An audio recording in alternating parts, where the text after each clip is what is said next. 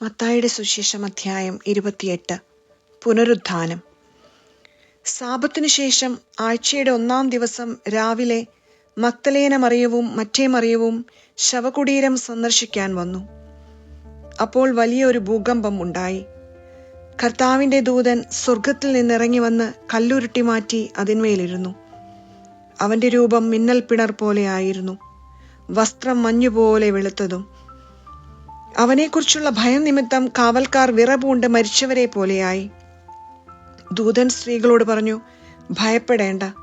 ക്രൂശിക്കപ്പെട്ട യേശുവിനെയാണ് നിങ്ങൾ അന്വേഷിക്കുന്നതെന്ന് എനിക്കറിയാം. അവൻ ഇവിടെയില്ല. താൻ അരുളി ചെയ്തതുപോലെ അവൻ ഉയിർപ്പിക്കപ്പെട്ടു. അവൻ കിടന്ന സ്ഥലം വന്നു കാണുവിൻ.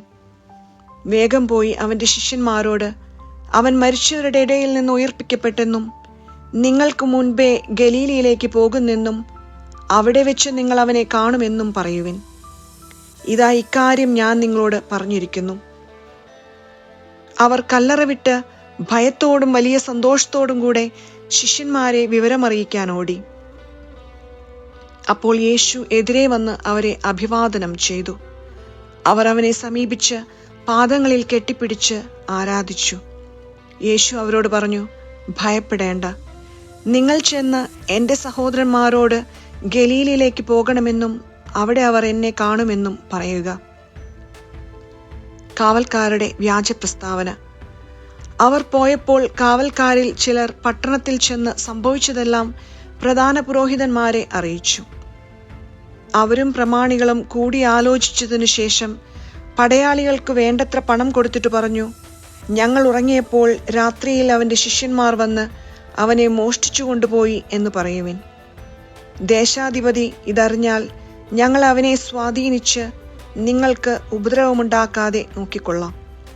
അവർ പണം വാങ്ങി നിർദ്ദേശമനുസരിച്ച് പ്രവർത്തിച്ചു.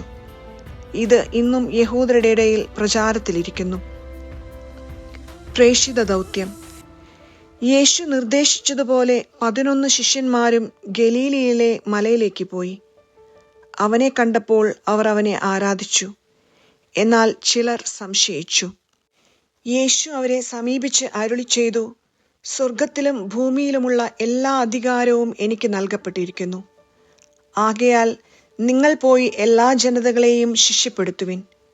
പിതാവിൻ്റെയും പുത്രൻ്റെയും പരിശുദ്ധാത്മാവിൻ്റെയും നാമത്തിൽ അവർക്ക് ജ്ഞാനസ്നാനം നൽകുവിൻ.